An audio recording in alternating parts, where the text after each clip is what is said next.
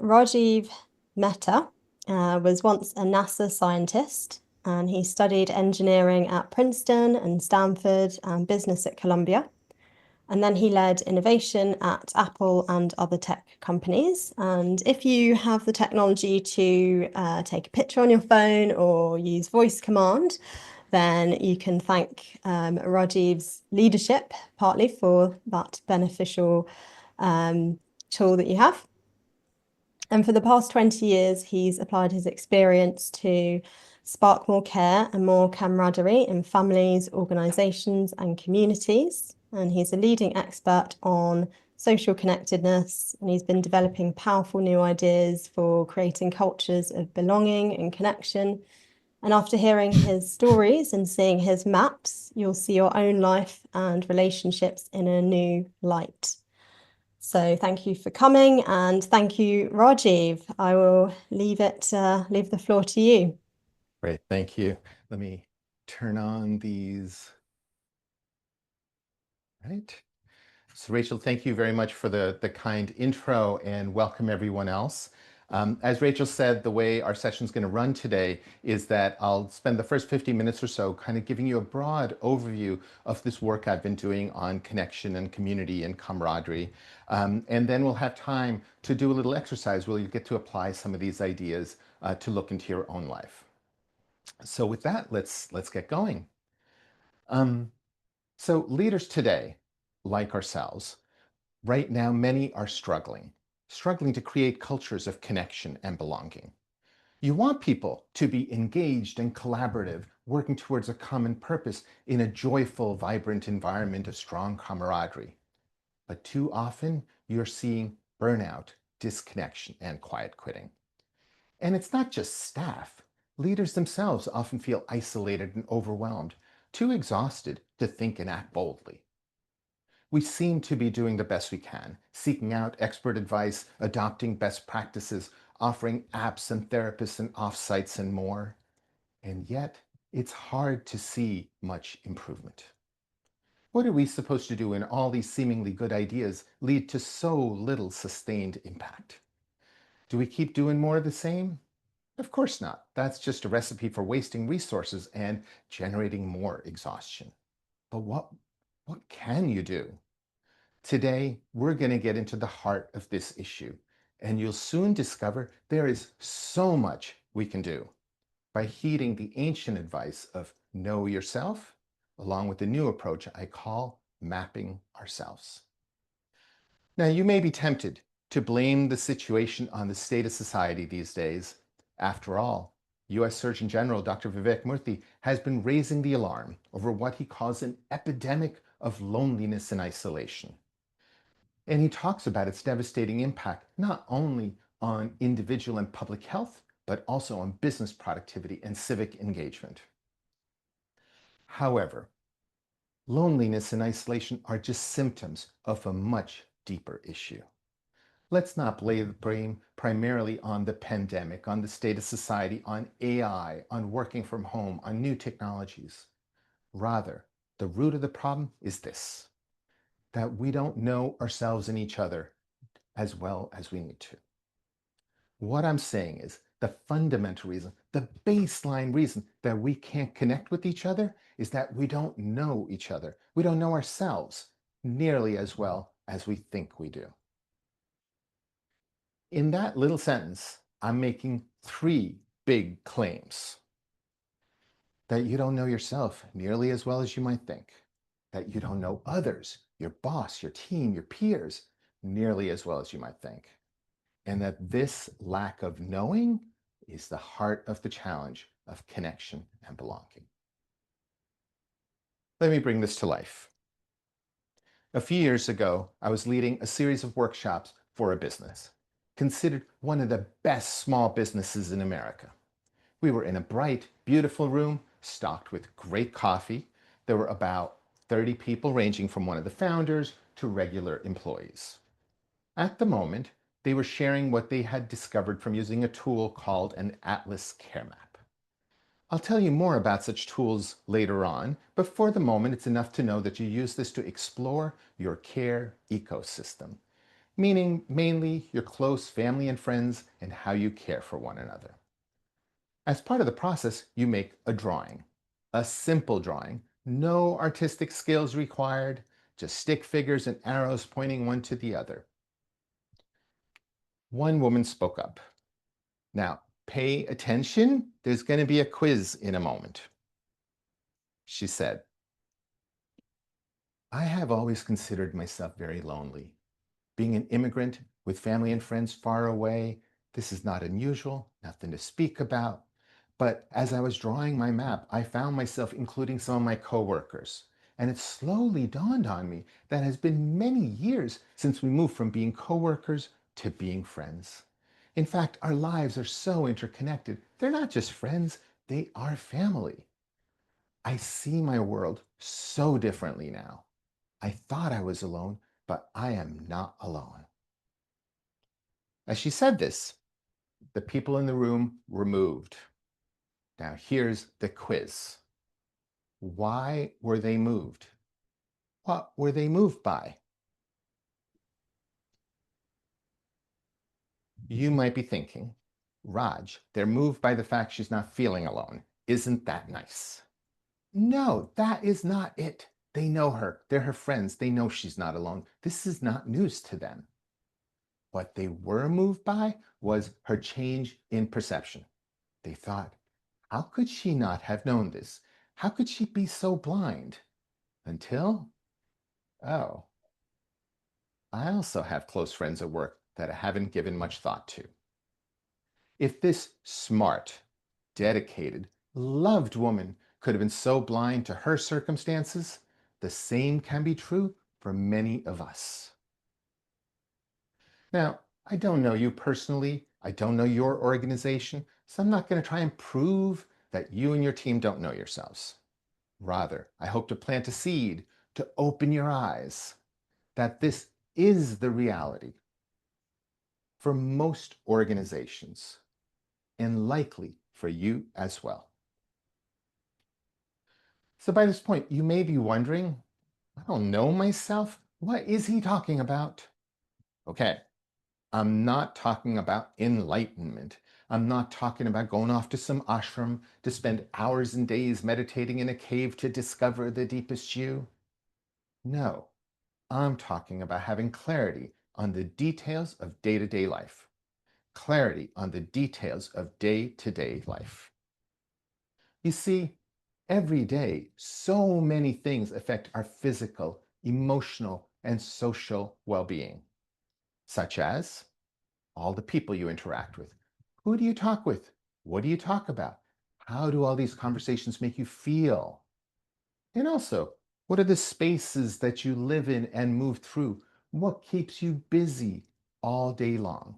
And so much more. Let me step aside for a moment. Why do organizational leaders, why should you care about connection and belonging? Well, we know from our own experience that to have a sustained high level of performance, people have to act as a team. Whether you're on the battlefield or playing basketball, working in a restaurant kitchen, running a nonprofit, or developing the next great thing in Silicon Valley, people working as a team, supporting and bringing out the best in each other is vital for success. They're not wasting their energies watching their back. They know they can count on one another. I should emphasize that an environment of strong connection does not imply rigid conformity. In fact, it creates space for fierce, open conversation. How do I know this? Well, I began my career at NASA doing research. I remember the first time the entire department had gathered, including these two, to review a presentation, a speech for some conference. I was shocked at how harsh everybody was. This scientist was brilliant, and yet the group seemed to take pleasure in tearing apart his slides word by word. If it had been me at the front of the room, I would have been in tears, unable to come back to work the next day. But of course, a year or so later, I was at the front of the room, and I too got skewered in 100 different ways. It wasn't easy, but by then I had come to appreciate that that energy, that passion, that devotion to getting things right was there because the group had such deep respect for one another. And we worked together to make it brilliant. I've experienced the same in other places in my career, at Apple and other Silicon Valley companies where we've had a strong sense of camaraderie. Meetings could be lively, not for the faint-hearted, but also fun knowing we were working together to make things great. And that's what you want. A team firing on all cylinders, doing their best to succeed together. Because the opposite is grim. Think about this. Think about a time when you, perhaps today, have had to lead a team that lacks connection and belonging. What does that feel like?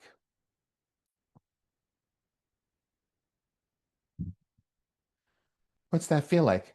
It's not pretty. You've got people working at cross purposes. There's finger pointing and blaming. Some people just withdraw, doing the least they can do. Others get more aggressive. Performance suffers. You don't hit your business objectives. And so, of course, your boss, your board, your investors, they're not so happy. And your best people, they leave. A therapist I know, whose practice includes coaching senior executives, described to me how they bring this home. She said, they come home defended. They still have their armor on, ready to fight if necessary, to run and hide if possible. They can't open up to their family, their children, their friends, and this makes them so lonely. It makes me so sad. All in all, leading a team that lacks connection and belonging is miserable. Let me bring you back from that darkness into the light. This is why we're talking about the roots of connection and belonging. The good news is that every one of us, has the capacity for much deeper connection. I want to assure you that the joy of camaraderie is very much at your grasp. So one of the claims I make is that most people don't know themselves as well as they might think. How can I say such a thing? Well, here's 3 ideas. A few years ago, I came across a 3-page document, the Marine Corps Leadership Guidelines. Given all that's been written about leadership, 3 pages means some serious editing. This is the good stuff. The document begins, know yourself. Philosophers have been urging us to know yourself for a few millennia. It seems that both our need for and our lack of self-knowledge is not breaking news. The military knows that if you don't know yourself, you don't know your team, you're almost guaranteed to lose the battle. They take this seriously. Self-knowledge and knowledge of others in your team is not a luxury, but the very foundation of team success. Second, think about how you run your business, your organization. I'll bet that in every other part of your business, in marketing, in sales, in HR, and engineering, you don't simply assume you know. You pay attention, you gather data, you diagram, you keep tabs of what's going on. You do the work so that you can understand the situation as well as you possibly can. Can it be that if every other aspect of your business requires this level of effort, you can know yourself and your team without doing the same? Third, I've seen in my own research that most people don't have a clear picture of their day-to-day lives. You see, after 25 years at NASA, Apple, and other places, I've spent the last 2 decades focusing on how we people, care for ourselves, our families, our communities, our organizations.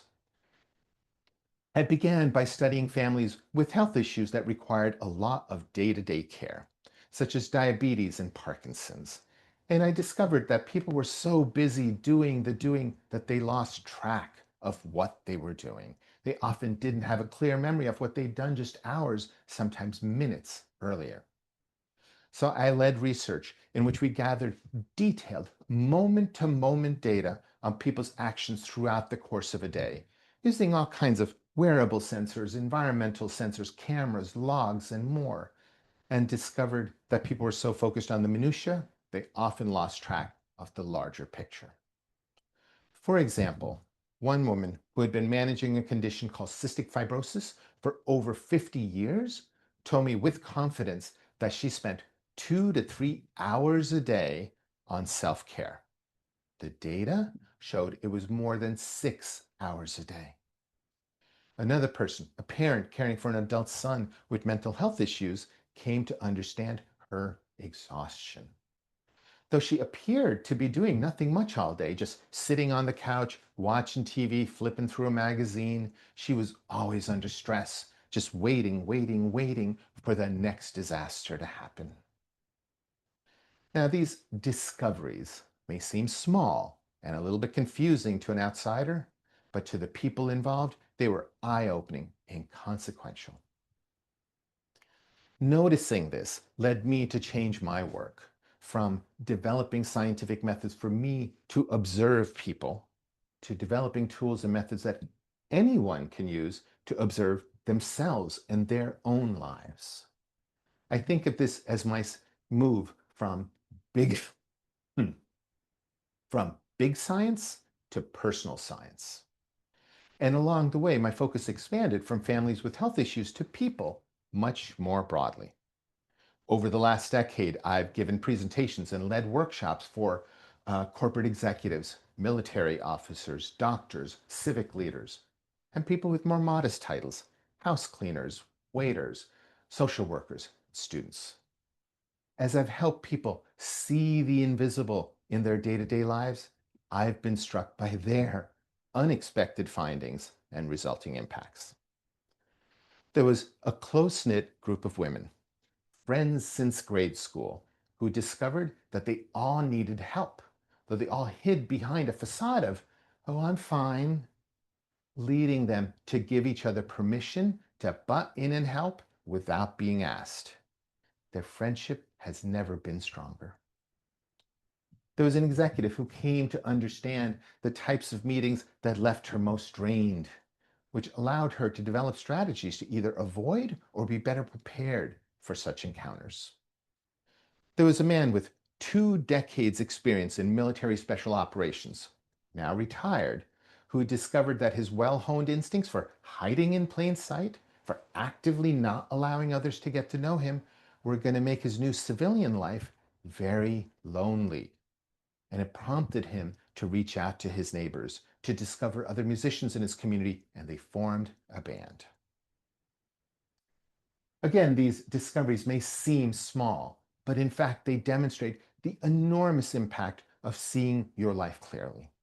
I know these stories because they felt compelled to tell me. They thought these little insights were, in fact, life-changing.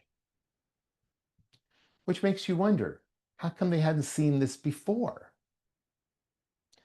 Let me step aside again for a moment.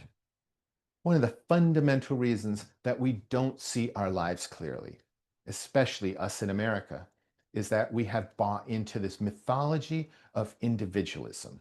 It blinds us to the fact that our lives are deeply interconnected.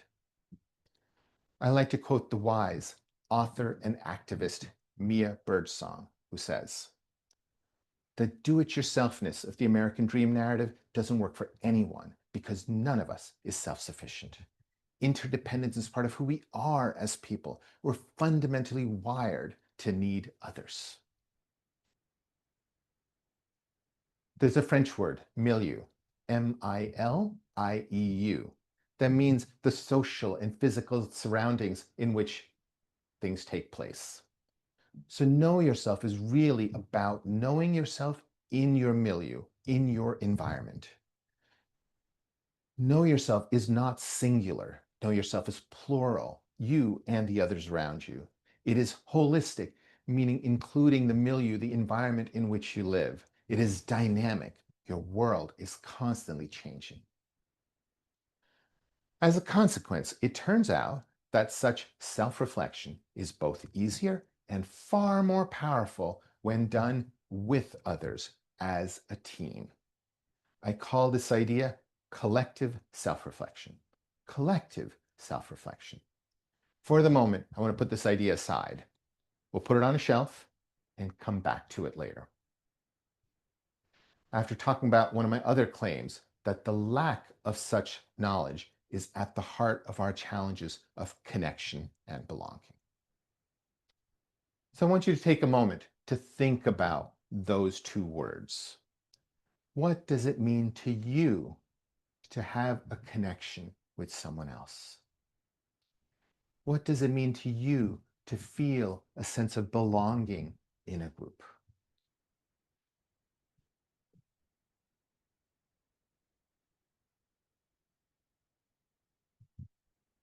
For me, I like the way a friend of mine, a retired admiral and SEAL team leader, summarized his perspective. He said, having a connection with someone is fundamentally about discovering some characteristics of that person that you honestly like. Those characteristics give you a genuine sense of connection with each other and anchor that relationship. Whereas belonging is the sense of being on a team, knowing that the team is dedicated to the group's success and to each other's well-being. You know that you are accepted as you are. The thing is, if you don't know yourself very well, it's going to be very hard for someone else to know you, for someone else to have a genuine sense of connection with you, and for you to feel that sense of belonging. Self-knowledge and knowledge of others in your team is not a luxury, but the very foundation of team success. Now, I've been at this a long time. I have a zillion stories of how people have looked into their lives, what they've found, what actions they've taken. The stories I'm about to share with you, they're special.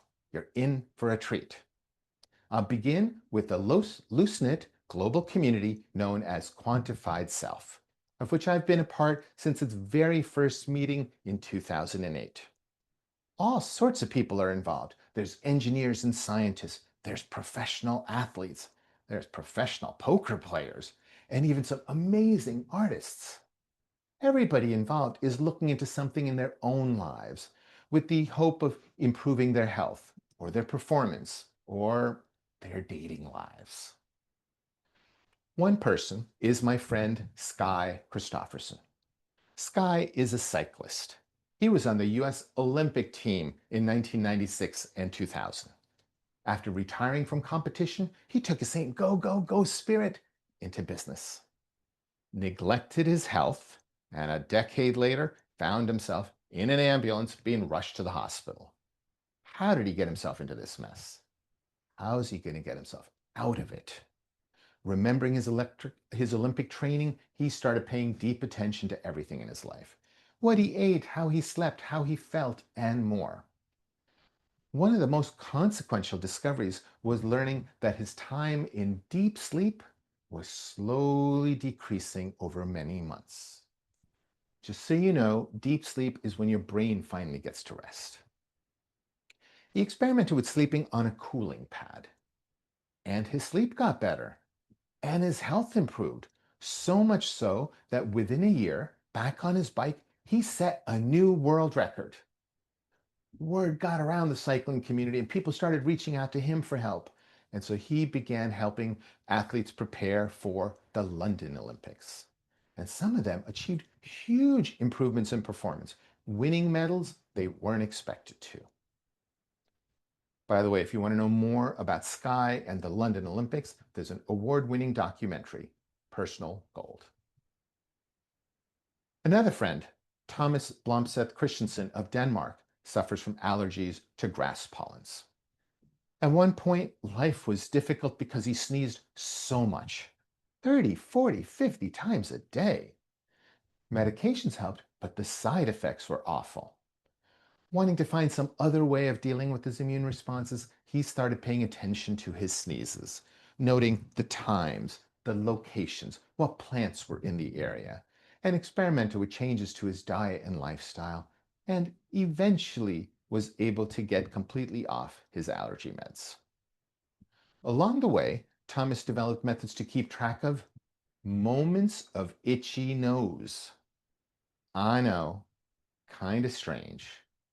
But it turns out being able to track such fleeting, ephemeral phenomenon without disturbing whatever you're doing in life, such as driving or cooking or talking or eating, is a big deal with wide-ranging consequences. Recently, Thomas has been working with Danish military veterans and refugees suffering from severe PTSD, helping them keep track of moments of flashback and such. Seeing patterns in their lives has allowed these people to gain a sense of self-control, a sense of self-confidence. For many, this has been life-altering improvements.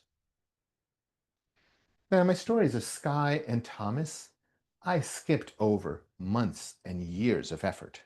The path from insight to effective action is often long and convoluted and always very personal. The details, while interesting, are not important here. What is important to take away from this is this, that seeing things clearly allows you to act, and that skills at observation allow you to experiment.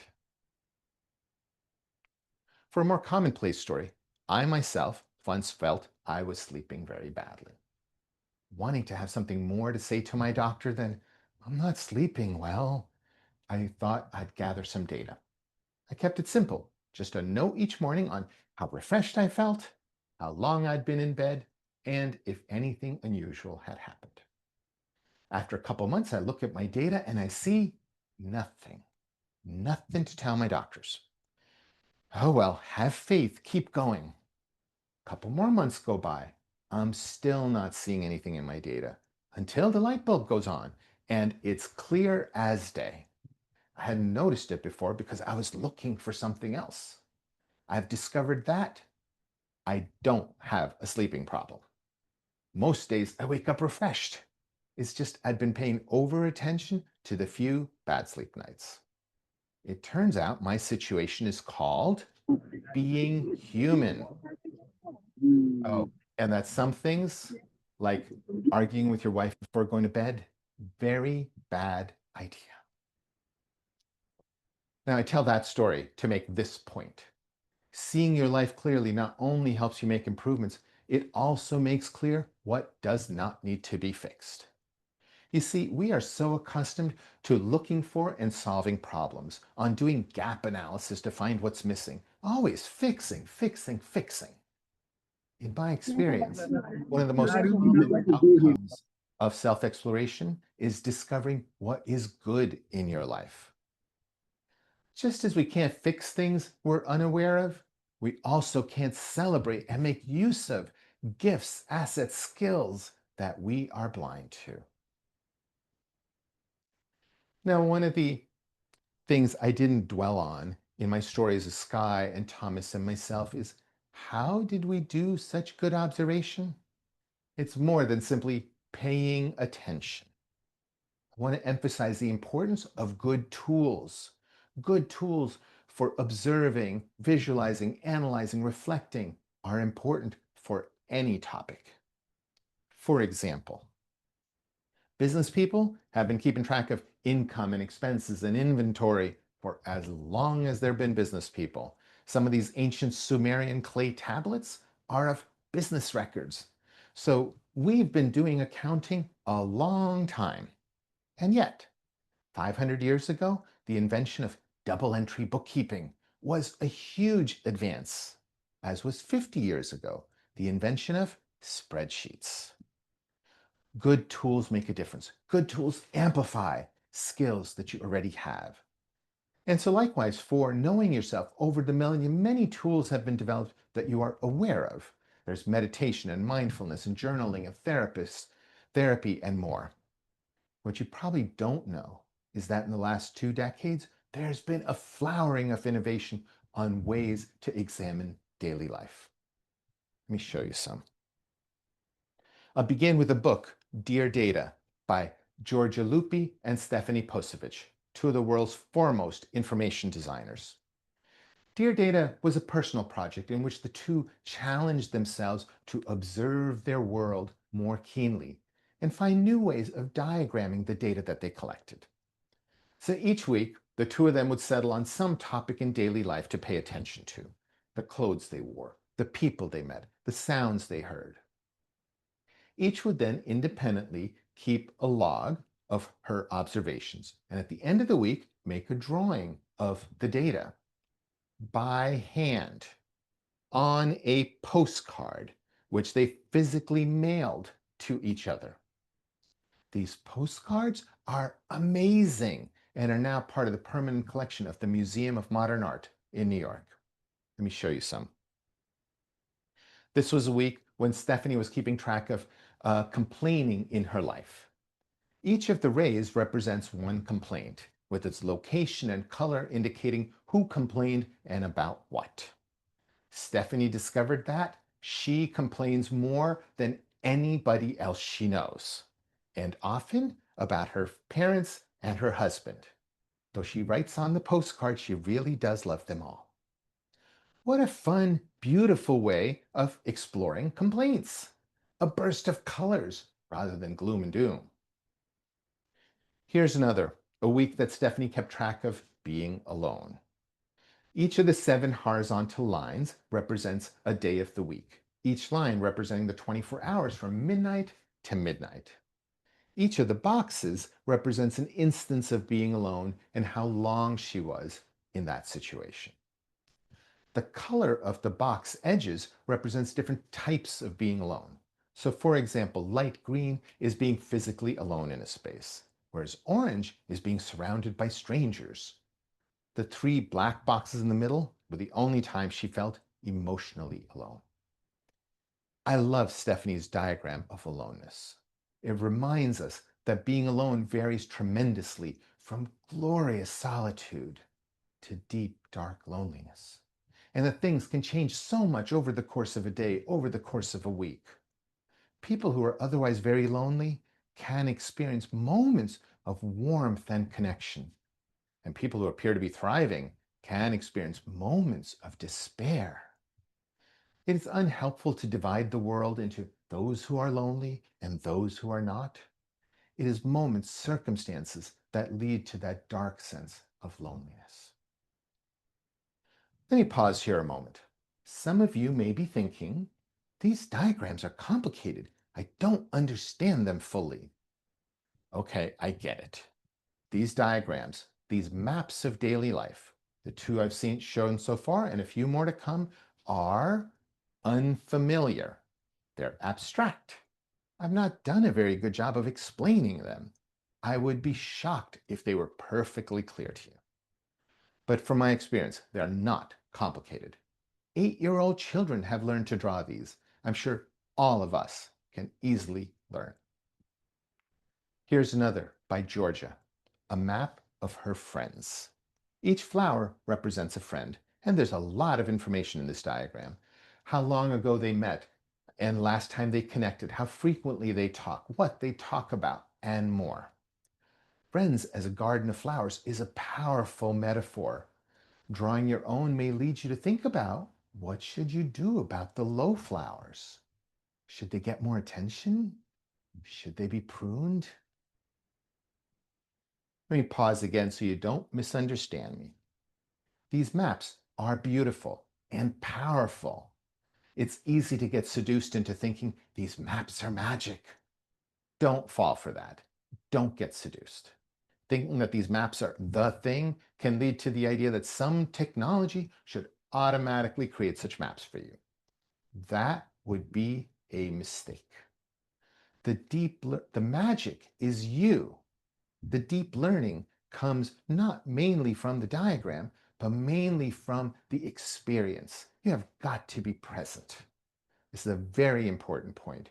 The deep learning comes not primarily from the data or the diagram, but mainly from your being present in doing the observation, in doing the drawing.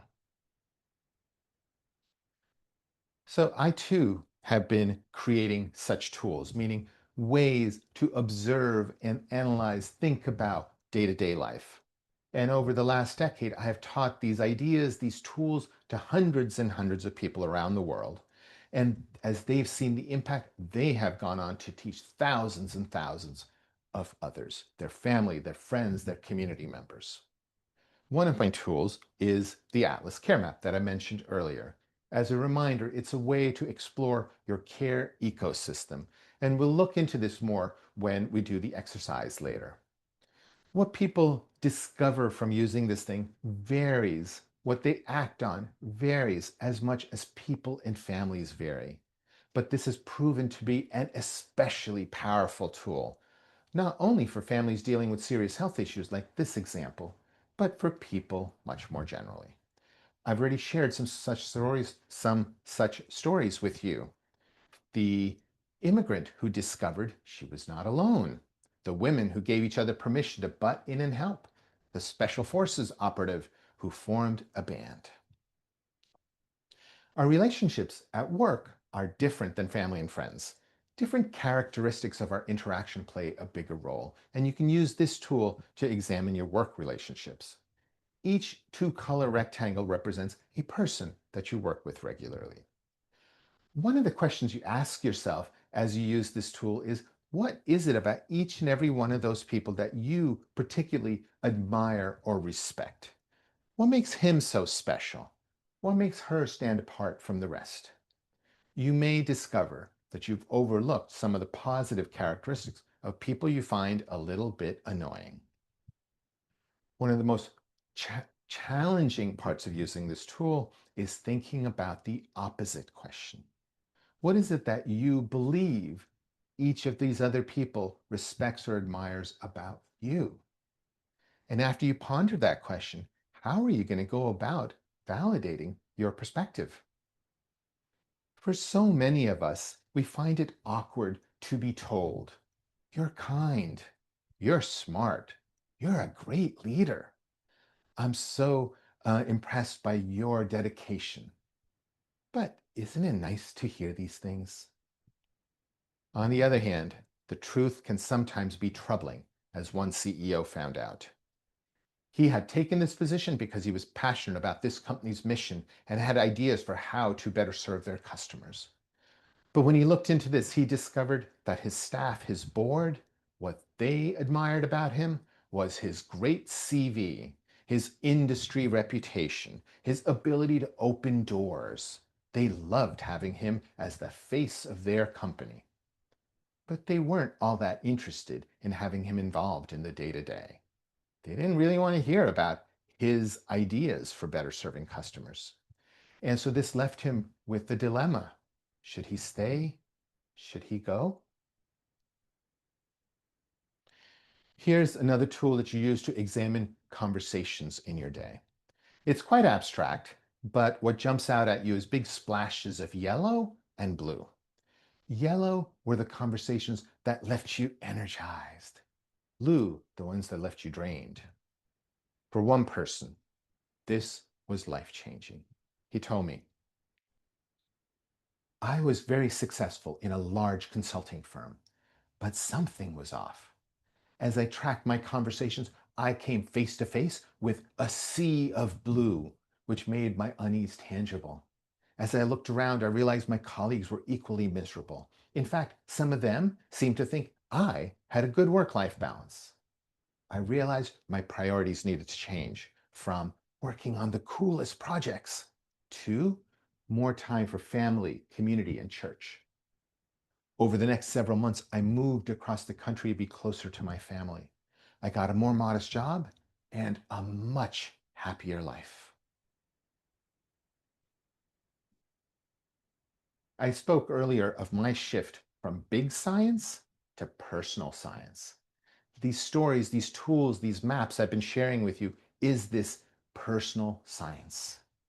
If big science is highly credentialed people studying big issues in the world in a disciplined way, personal science is you studying issues that matter to you in your personal life in a disciplined way. Now, as an ex-NASA scientist, I'd like to stress something here. People have been taught to believe, I'm not a scientist. In my experience, this is bloody nonsense. Science does not require PhDs and lab coats. If you are really into cooking or gardening or fly fishing or baseball, if you could happily spend hours talking about the minutiae of your hobby, you clearly have the skills of science. To observe, to analyze, to experiment, to see what changes in a disciplined way. If you're in this audience, you clearly have these skills. Take advantage of these skills. Unleash your inner scientist to explore your world. Take advantage of my tools, freely available on my website, and the ideas in the Dear Data book to catalyze and inspire your own efforts. And once you get comfortable, make your own tools. But don't do it alone. I want to come back to the idea we put aside earlier. I called it collective self-reflection. Collective self-reflection. What this means is that you and others are studying the same topic, each in your own lives, using the same tools, and you come together regularly to talk about it. You ask yourselves, what was it like to gather that data? How did that feel? What'd you learn? Was anything surprising? And inevitably, what are you going to do? It turns out these conversations are powerful in strengthening your bonds. The first time I saw this happen was in Santa Barbara, California, where I was teaching the care map to a community volunteer group. They called themselves Promotores de Salud, promoters of health. Basically, a group of Hispanic women who volunteered their time to try to improve the health of their communities. As you can see, we were in a very basic room in an old building, nothing fancy. And yet the room was filled with warmth as people greeted each other as friends. As they began to draw their care map, as many came face to face with the stark reality of the difficulties in their lives, the mood changed. Things got emotional. There was crying. People needed to be comforted. Probably not the experience they walked in expecting. Afterwards, the group leaders came up and they wanted to know, would I come back and teach them how to run the workshop? What? Really? They explained that this had been such a powerful experience that everyone in their community needed it, that I wouldn't be in Santa Barbara often enough, and so they were going to have to do the work. How could I say no? So I went away and spent a couple of months thinking deeply about how best to teach, and then came back. In the meantime, I looked into who are these people? And I came to learn that many of them worked as house cleaners for the rich and famous of Santa Barbara. Between the low pay, long hours, challenges at home, their lives were not easy. And yet they found time to volunteer. So when we met again, I had to ask politely, with all that's on your plate, why are you spending so much time with me? How does this make any sense? Oh, you don't understand, Raj. Sit down, listen.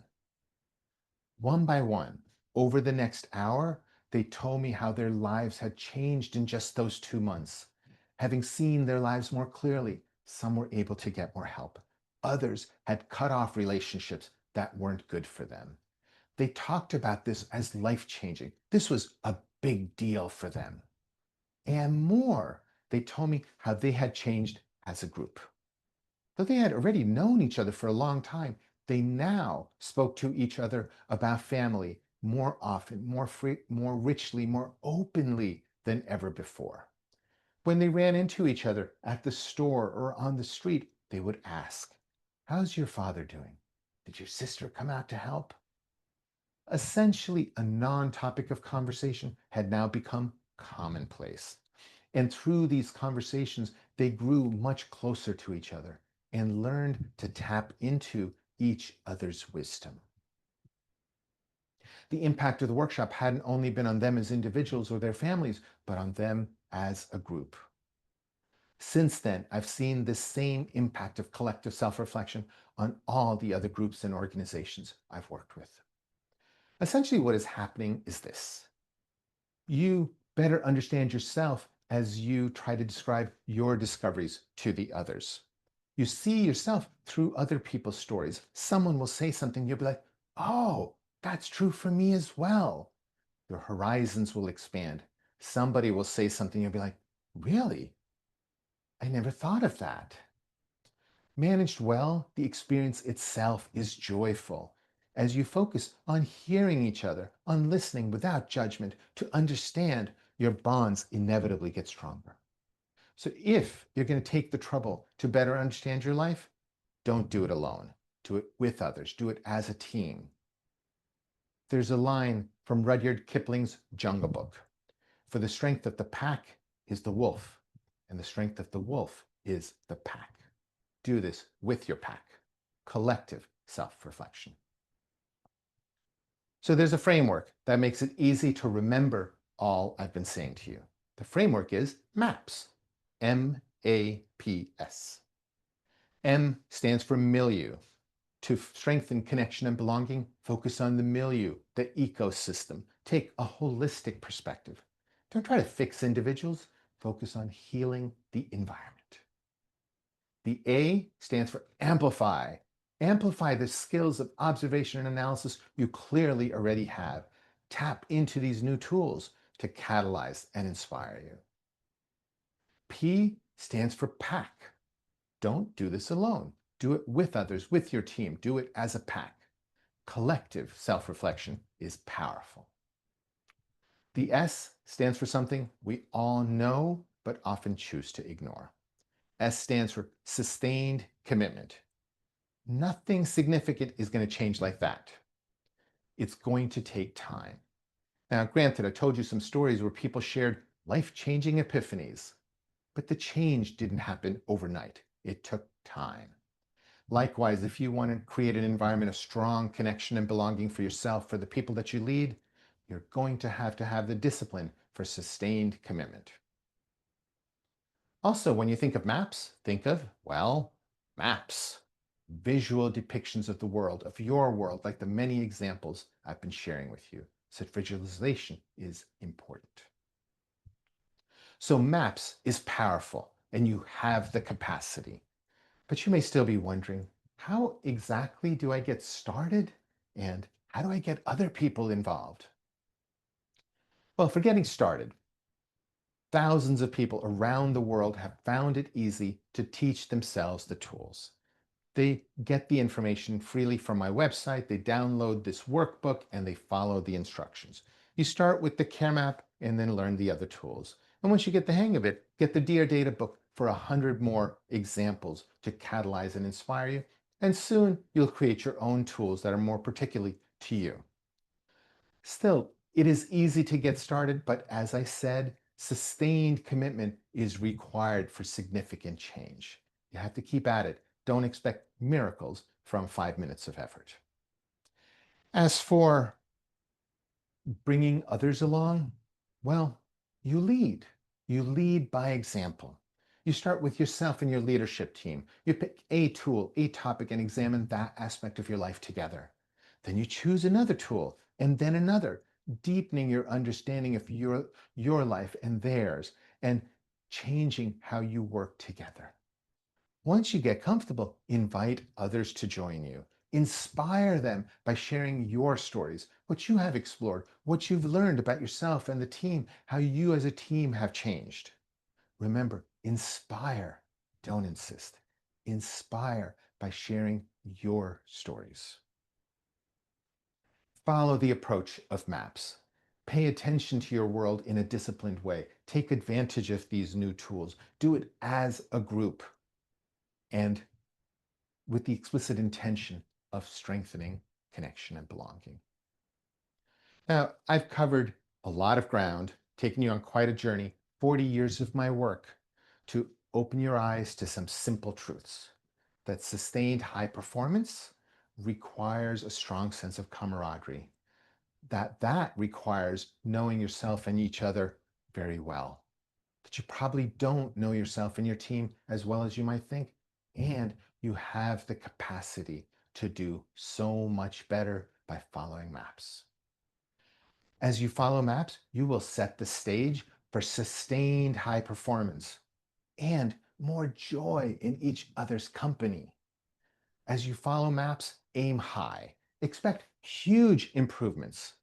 If you're looking for statistical, numerical evidence of progress, you're setting the bar way too low. Not good enough.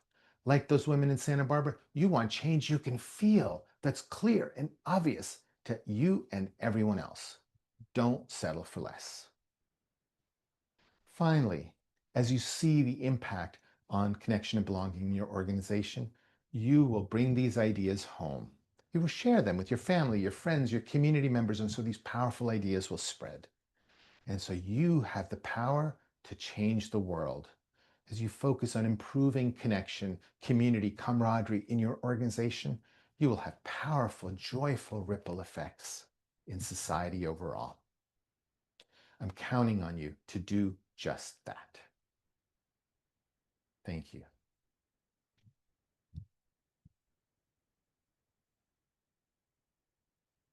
So I'd be happy to take questions, comments, people wanting to share their own experience. And Rachel, I don't know how you might manage that, if people raise their hands or just people speak up, but I'd be Yeah, so if anyone would like to come off mute and share your question, you can raise your hand, or if you want to share anything in the chat, you're welcome to do that. yeah, and I'd love to hear your reflections, how this resonates or doesn't with your own experiences.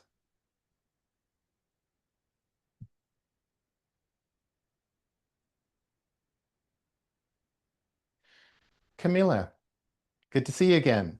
Hey, Rajiv, how are you? Good.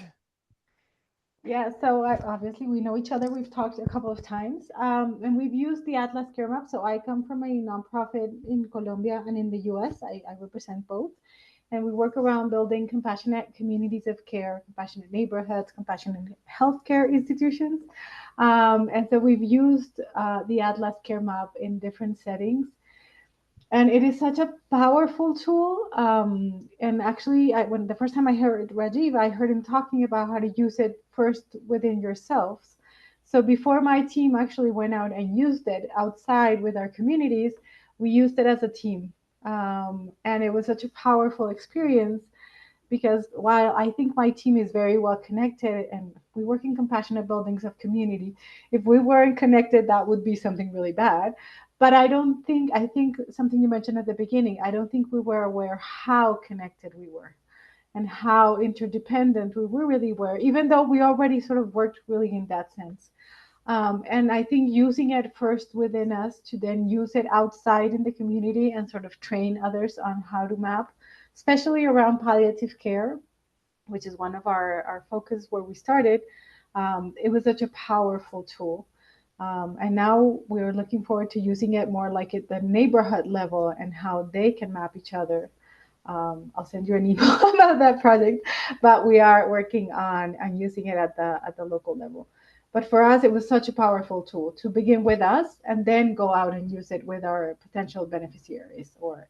And so, yeah, I just wanted to share that experience from us. Yeah. Well, thank you for sharing, Camila. I mean, I'm always glad to hear of experiences that, well, resonate with what I'm saying, that you start with yourself, and that gives you such a powerful platform then to speak to others. I mean, I should just mention in the Santa Barbara area, the promotores are by far the most capable of sharing these care map ideas with others because they speak openly of their own experience. Whereas oftentimes social workers and others have been trained to keep themselves out of it. And so that distance gets in the way of people really opening up and learning about each other. Steve, please. Yeah, thank you, and thank you, Reggie, for that. That was very thought-provoking. So I live in a very diverse, culturally diverse community, and oh, hang on, were you able to hear that? Yes, yes, I'm hearing Oh, you okay, just fine. it said unmute.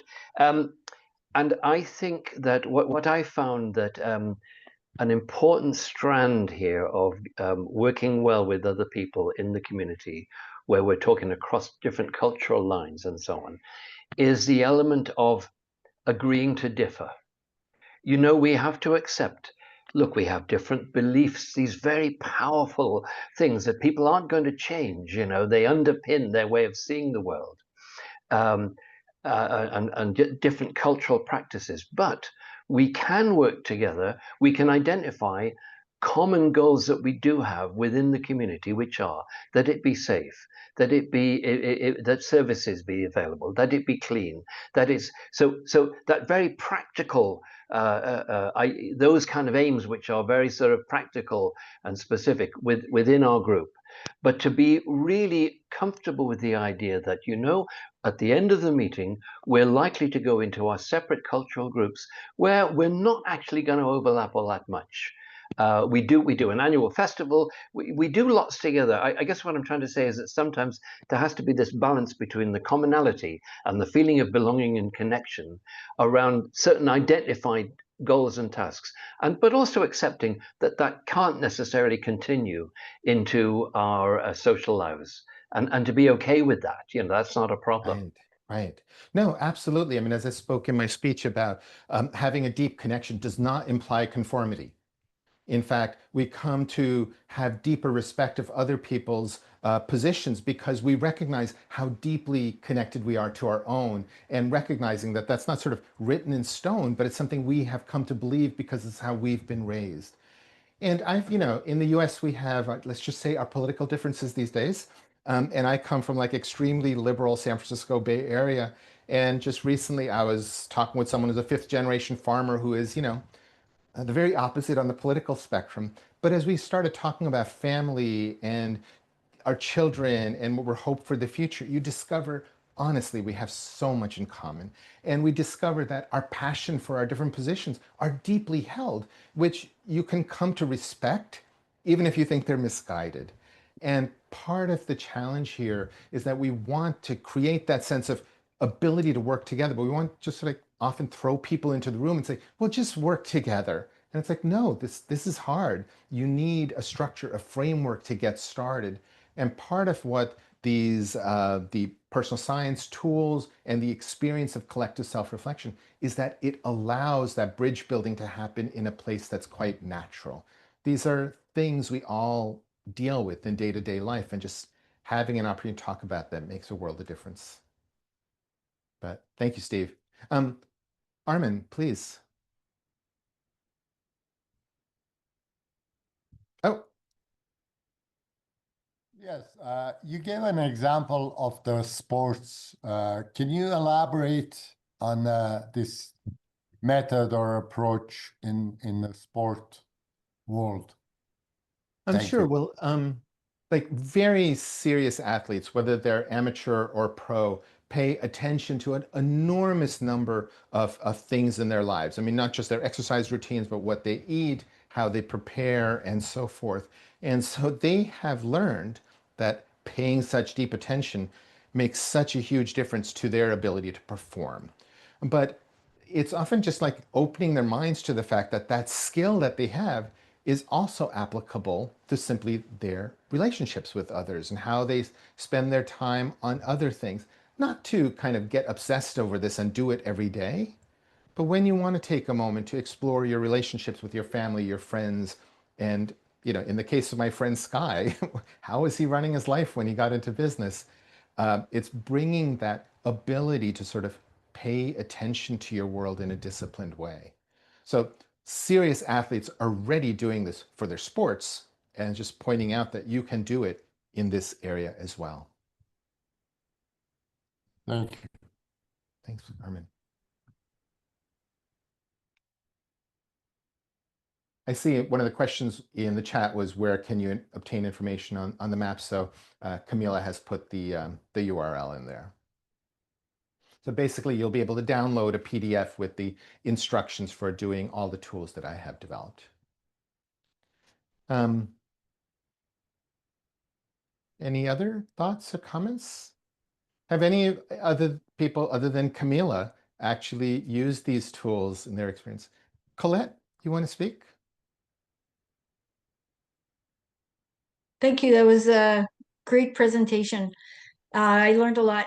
How do we engage people into wanting to participate in a MAPS project? Like, I think it's great, and I'd like to get my volunteer communities, but you want to get a little bit of buy-in and excitement. Well, there's a couple things. So at some place you have to tap into, if you will, your own charisma to get two or three other people involved, and you sort of build upon it. You lead by leading. You can, as many of these organizations have done, I suppose I forgot to mention that yes, you can learn by yourself, but obviously, as you heard in my talk, many organizations have invited me in to give a speech, to lead a couple of workshops for their leadership team to help accelerate the process, to give them a strong foundation for getting started. And so you could always reach out and we can see, how I can help your organization do that. The reality is the world seems to like having some expert speaker from Silicon Valley come and talk about this. So, we take advantage of these things where you can. But again, if you can get two or three other people involved, you can simply down the materials and do it yourself. As Camila was talking about, that's how she and her team got started. And then you can build upon that. So I hope that helps. It's both easy and actually very hard. This is being human. All right, well, why don't we move on to a little bit of exercise where you can experience this yourself. So I'm going to turn on my slides again. I'll just turn on the slides so that you can see, and then we'll take it from there. This time I'll make my slides a little bit bigger because that's going to be important. Whoops. Okay, so I'm going to do kind of a very quick version of the care map with you. I'll begin by sharing with you a few different care maps to sort of broaden your mind about what's possible. What you're doing in using this tool is thinking about the close family, friends, and a few others that are involved in your day-to-day well-being. And the key questions you ask yourself is, who all do you care for? It could be that you have an aunt with Parkinson's, and so you're spending a lot of time there. But you might also be caring for your colleagues in your office by bringing them donuts. So who all do you care for? Who else cares for them? Recognizing that you're not like the sole savior in the world. Who else is caring for them? And also, who cares for you? Whose active involvement in your life makes a difference to your well-being?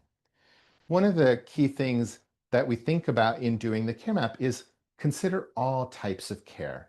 The friend who comes over to just chat with you all the time is as important at different times than the person who comes over to help you when you're sick.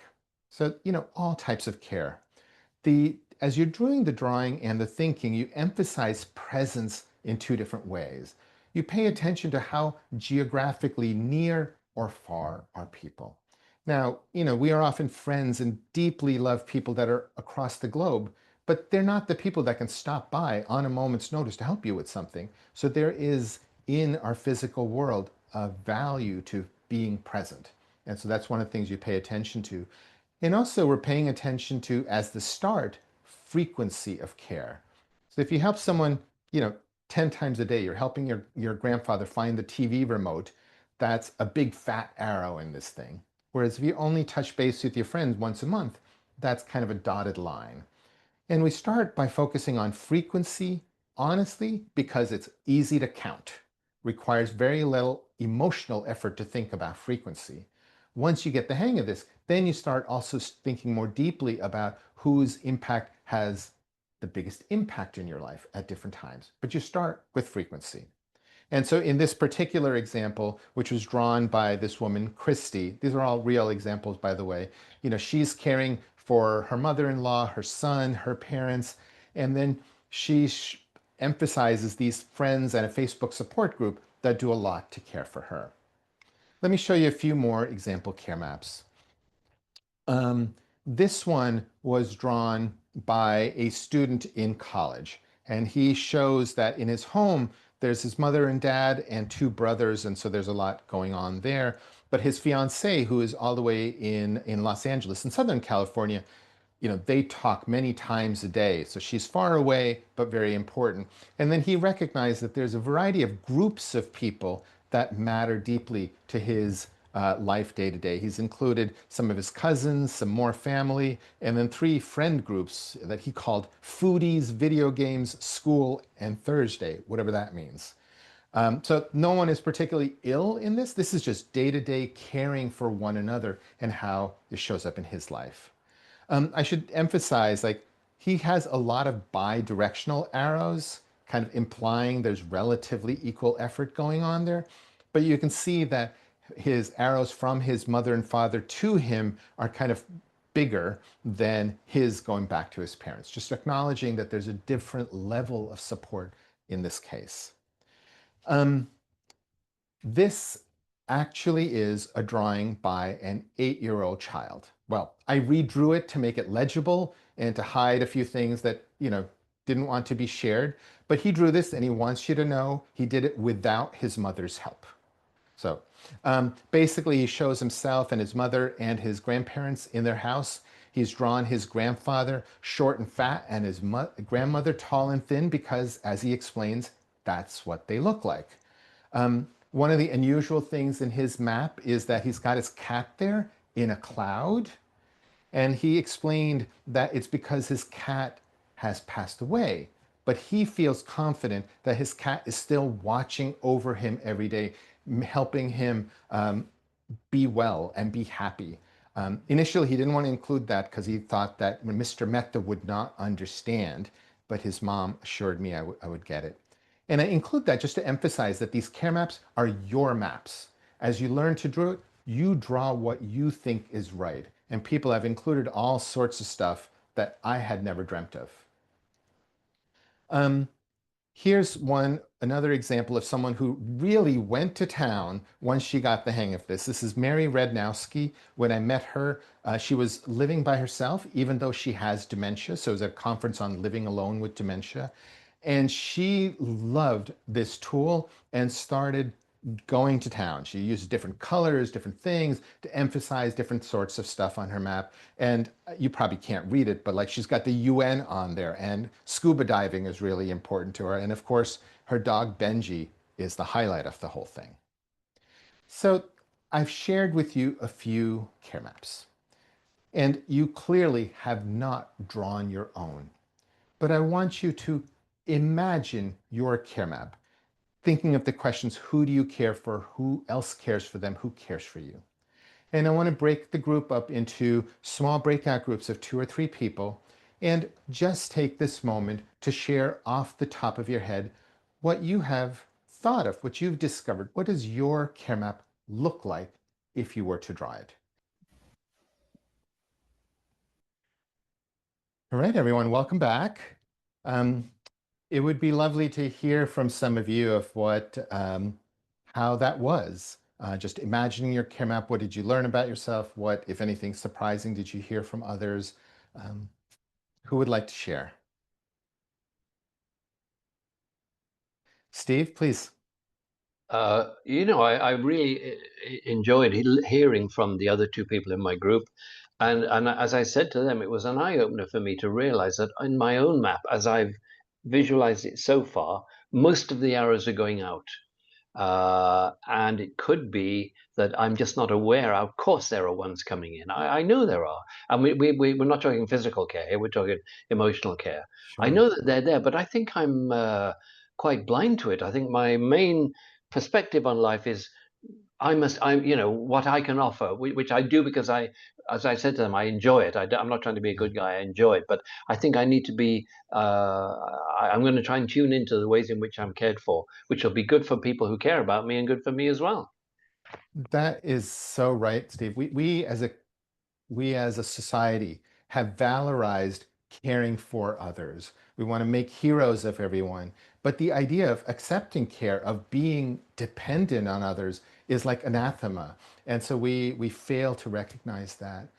One of the first times I had run a workshop like this, there was one man who was actually the host for the organization, and he got up to speak, and in kind of a breaking voice, he talked about how he had always seen himself in that kind of that heroic mode. He did so much for his community. He coached this, he led that, and he said that this exercise made him realize that, in fact, like he coached a lacrosse team, a boys lacrosse team, and he realized that he was probably getting far more sort of love and support from these teenagers than he was doing the other way.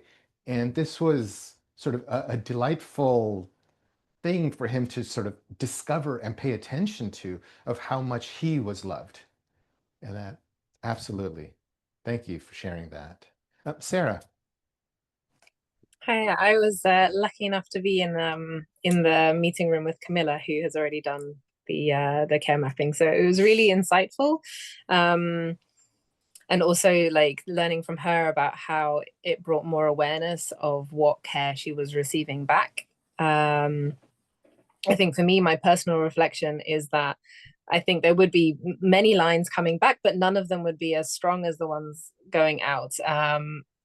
And Camilla's reflection from that, which I've really taken on board, is what can I do to proactively strengthen connections? Like once you see this, yes, what is it that I can do? And what you've just mentioned to Steve, you know, like how can I also accept care? I think, you know, acknowledging that the lines coming in is also what is my part in those weak lines, you know, right. And I am fiercely independent and I don't like people helping me, and that's kind of my fault, you know, that those lines. And also I'm very much a people pleaser, so I tend to give a lot and refuse to accept it back. So I think this conversation with Camilla was really enlightening with regards to how would we draw our maps and what is our part to play in what those maps look like, and how can we then change it. Yeah. And at the same time, you know, we want to acknowledge that drawing a care map is a picture, a moment in time. And it could be that, you know, you yourself are like thriving right now, physically, emotionally, otherwise. And so perhaps you don't need a lot of care at the moment. Things will change at some point, and we sort of accept that things change. So I encourage people not to get hung up on the lines being equivalent in both directions. It's just life.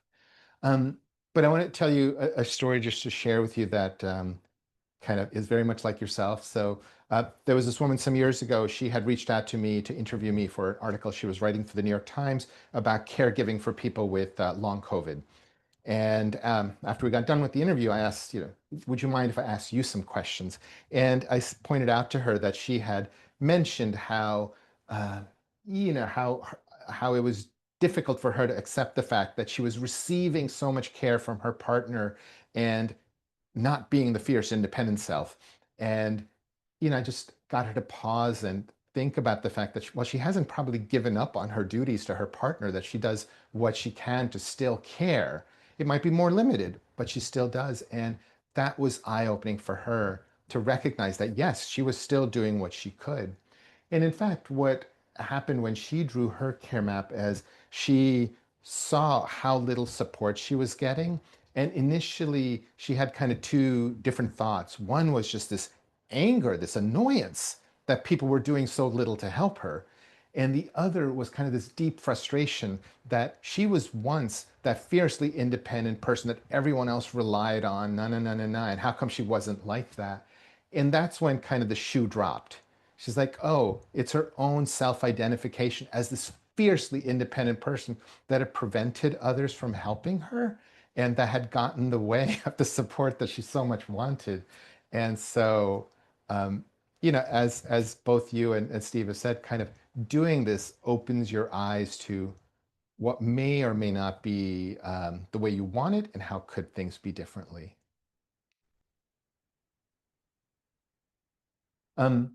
Any other thoughts just on the fact that, oh, Colette, you wanted to speak. It's interesting tying in with the last two speakers, how our culture is very individualistic and we're like the givers, but we're not going to be the takers.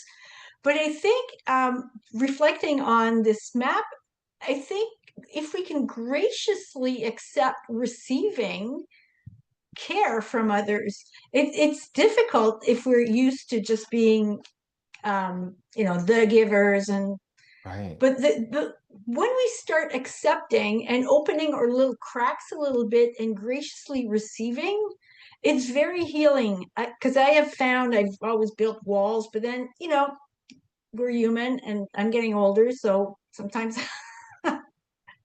So grace is a big component now in my little universe, trying to Yes. reconcile the arrows going the proper amounts of ways. So that's my Yeah, I bit. mean, that is so true. We've been socialized into emphasizing what we do for others and not sort of accepting the generosity with grace. It's part of being human is we're so connected with each other. Camila, please add your thoughts. And I was gonna say, I think the first time when I met Rajiv about the whole map, I had just had a conversation with my mom, and it sparked because of what the previous speaker was saying. My mom was always or is has been always super independent and super successful in her work. She lived in many countries. I haven't lived with her in the same country until a couple of years that she moved back to our country. And one day when she was going to move back in retirement, and it was around the same time I met you, she called me one day and she said, I realized that I'm heading back. My two best friends, who I always imagined would be my life when I moved back to Colombia, have died. And so I realized that I don't have what I usually imagine I would have when I come back. So I have actively decided to connect to people. So when I come back, and so, when you were saying that the map changes, my mom had like a lot of friends when she lived in the other country. But she realized that she had sort of disconnected from here because she had always thought of her two best friends being there. And then one day she made the realization. And so it was about the same time you and I had, I think, our first conversation. So I told her, and she said, I'm getting older. I need to figure out how to make new connections. And she Right. sat down and started drawing things.